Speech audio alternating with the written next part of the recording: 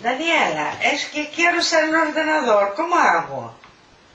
Bueno, vale, es que coge el ratón y pincho en inicio. No pasó nada. Mira, es que no encuentro la foto que me enviaste. Que mira la papelera. ¿Pero cómo pudo caerse? ¿Qué es el Format C? Yo le dije que sí. Daniela, mira hija, el ordenador petó todo. ¿Qué hago?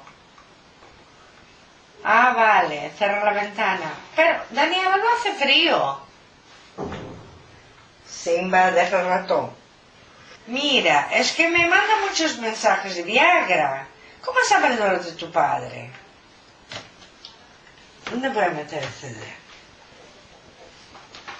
Daniela, mira, es que he recibido un mensaje de una chica rusa que quiere casarse conmigo.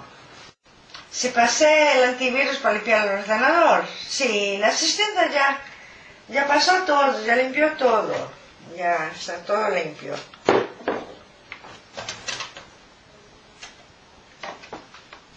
Ay, caramba, ahora no contesta.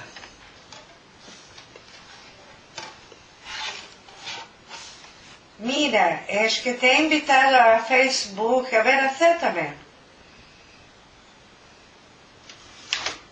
Mira, un posavasos.